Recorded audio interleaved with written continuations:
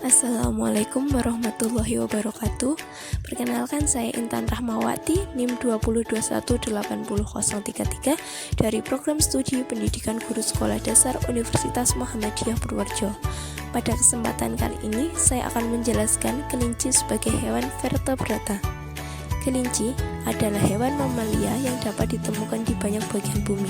Kelinci berkembang biak dengan cara beranak yang disebut vivipar.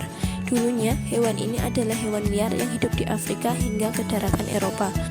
Selanjutnya, klasifikasi kelinci. Kelinci dapat diklasifikasikan sebagai berikut.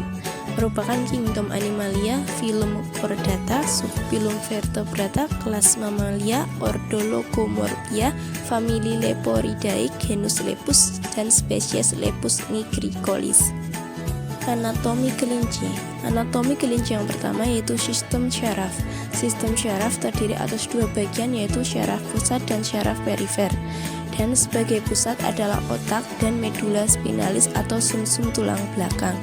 Sistem saraf pusat memiliki tugas untuk mengolah informasi yang masuk, otak depan untuk membau, otak tengah untuk melihat, dan otak belakang untuk mendengar. Sedangkan pada sistem saraf tepi atau perifer memiliki fungsi untuk mengumpulkan informasi yang berbentuk rangsangan listrik atau impulus dari berbagai organ dalam dan luar untuk disampaikan pada syaraf. Selanjutnya, sistem rangka. Skeleton sebagian besar terdiri atas tulang keras dan tulang rawan pada permukaannya yang sambung menyambung pada bagian tertentu. Di samping tulang rawan terdapat tulang membran dan kadang-kadang tendon tertentu yang berisi sel-sel tulang dikenal sebagai osemoidos.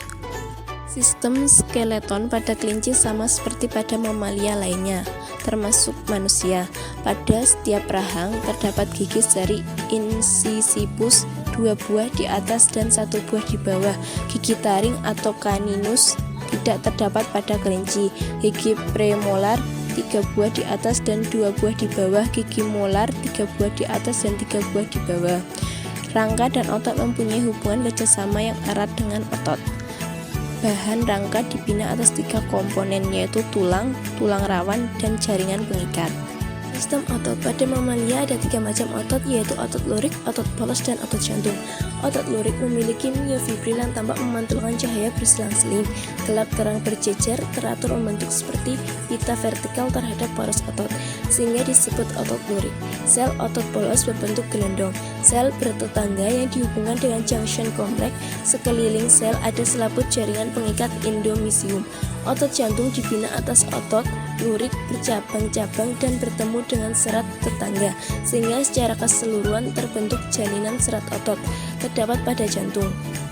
Sistem pencernaan. Sistem pencernaan makanan pada kelinci atau Lepus nigricollis terdiri dari saluran-saluran pencernaan dan kelenjar pencernaan. Saluran pencernaan dimulai dari rongga mulut, faring, esophagus, ventriculus, intestinum, dan berakhir di anus. Rongga mulut pada kelinci dibentuk oleh atap dan dasar. Atap terdiri atas palatum durun yang berupa langit-langit keras di sebelah anterior dan palatum mole yang merupakan langit-langit lunak, dan di dalam rongga mulut terdapat gigi yang tertanam dalam alveolus atau lubang dalam rahang. Gigi pada kelinci berfungsi untuk memotong atau mengerat makanan. Faring berfungsi untuk rongga di belakang mulut yang merupakan persimpangan jalan makanan dari jalan respirasi. Esophagus merupakan pipa muskulus yang sempit yang menembus diafragma masuk ke dalam abdomen. Ventriculus merupakan kantong sebagai lanjutan dari esophagus yang dapat dibedakan atas cardia, pylorus yang bersambung dengan duodenum dan fundus.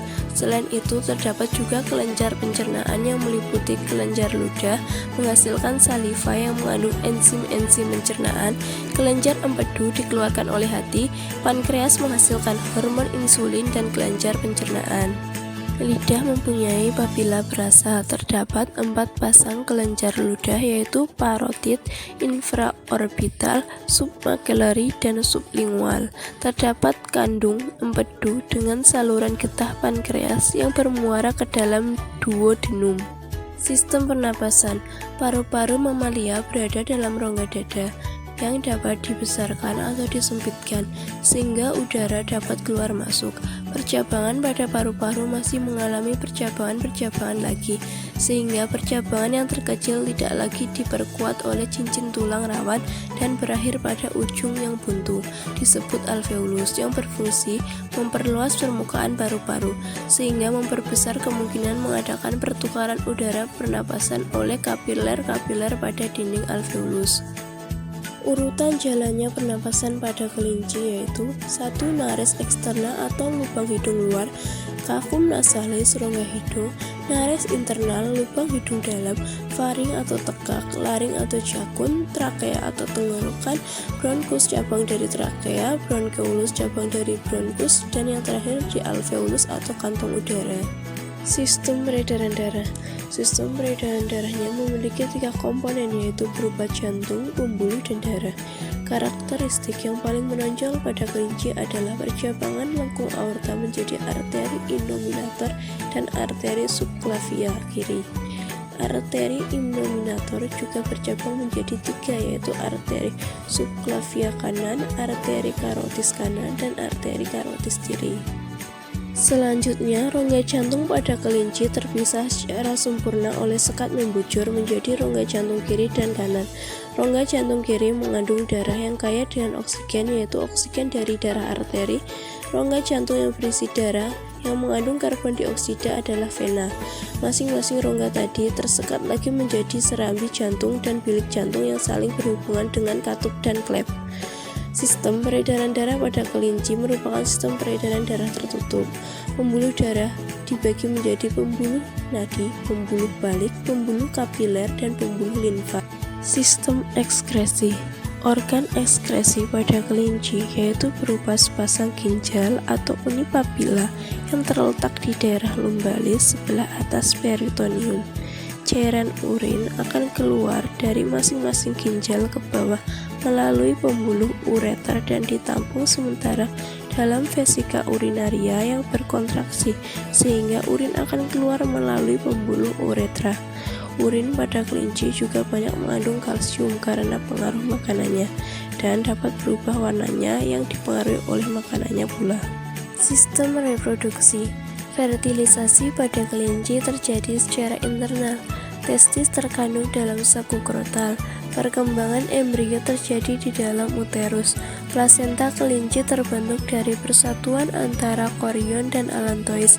Lama kandungan atau gestasi selama 30 hari. Mungkin sampai ada 10 buah yang terjadi simultan. Kelinci dewasa secara seksual berumur 3 bulan. Kelinci terkenal karena sistem reproduksinya yang betina berevolusi segera setelah senggama sehingga pembuahan terjamin. Selain itu, kelinci betina mempunyai sistem reproduksi yang istimewa yaitu mampu mengandung 2 rumpun anak sekaligus karena memiliki rahim ganda. Pembuahan pada rahim yang satu tidak menghalangi ovulasi pada rahim yang satunya lagi. Gejala ini disebut superfetasi yang meskipun langka dianggap cukup sering terjadi. Habitat kelinci. Kelinci merupakan mamalia yang biasa hidup di darat, makan dan berkembang biak di daerah yang banyak tersedia makanan yang cukup, seperti bioma padang rumput, hutan, dan sebagainya. Sekian yang dapat saya sampaikan, semoga ilmunya bermanfaat. Wassalamualaikum warahmatullahi wabarakatuh.